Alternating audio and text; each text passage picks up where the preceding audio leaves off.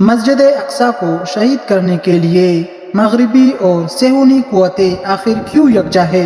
قلعہ سلیمانی کی دوبارہ تعمیر کی کیا حقیقت ہے؟ یہ وہ سوالات ہیں جن کا جواب ہر کسی کو چاہیے۔ اس ویڈیو میں ہم ان حقائق سے پردہ اٹھائیں گے اور احادیث میں موجود پیشگوئیوں کے بارے میں آپ کو آگاہ کریں گے۔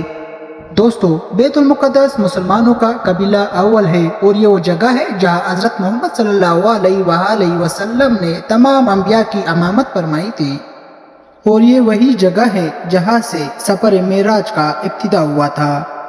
دوسری طرف یہود و نصارہ کے لیے یہ جگہ بھی خاص مقام رکھتا ہے۔ یہ وہی جگہ ہے جہاں حضرت ابراہیم علیہ السلام نے اپنے بیٹے کو قربانی کے لیے پیش کیا تھا۔ یہ وہی جگہ ہے جہاں قلعہ سلیمانی تعمیر ہوئی جو بعد میں تباہ ہوئی تھی۔ واقعہ کچھ یوں ہے، جب اللہ تعالیٰ بنی اسرائیل سے خوش ہوئے تو انہیں ایک صندوق عنایت کی۔ اس صندوق میں بنی اسرائیل کے دور کے انبیاء کی تمام چیزیں موجود تھی۔ اس صندوق کی بدولت بنی اسرائیل ہر میدان میں پاتے ٹھہرتی تھی۔ جب حضرت داؤد علیہ السلام کی حکومت آئی تو اس نے صندوق کی حفاظت کے لیے ایک ہیکل تعمیر کرنے کا ارادہ کیا جو آپ کے بیٹے حضرت سلیمان علیہ السلام نے مکمل کیا تھا۔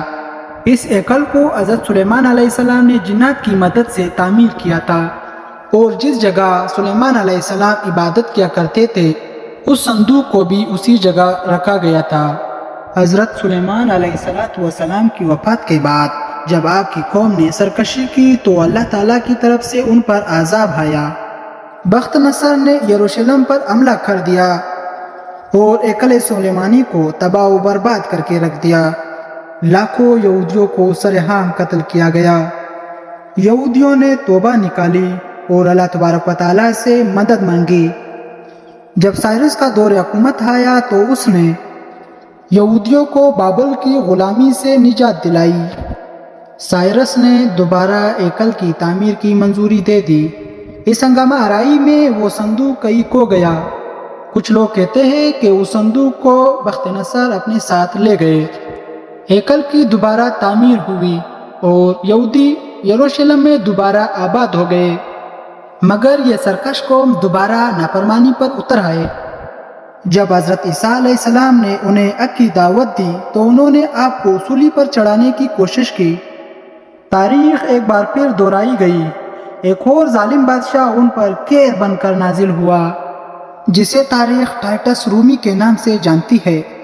یہ بخت نصر سے زیادہ ظالم تھا، جس نے یہودیوں کو یروشلم میں بہت تنگ کیا اور انہیں کیڑے مکوڑوں کی طرح باہر نکالا۔ بچے کچے یہودی وہاں سے ہجرت کر گئے۔ جب عربوں میں اسلام آیا اور آخری نبی حضرت محمد صلی اللہ علیہ وآلہ وسلم کی برکت سے جب اسلام یروشلم کی سرزمین تک پہنچا تو حضرت عمر رضی اللہ تعالیٰ عنہ کے دور میں اس نے یہاں پر مسجد اقصی کی تعمیر کروائی۔ یروشلم کا دروازہ ہمیشہ تمام مذاہب کے لیے کھلا رہا۔ بالآخر 19ویں صدی کے وسط میں جب دوسری جنگ عظیم ہوئی تو امریکہ اور برطانیہ کی سازش سے یروشلم میں یہودیوں کو دوبارہ بسایا گیا۔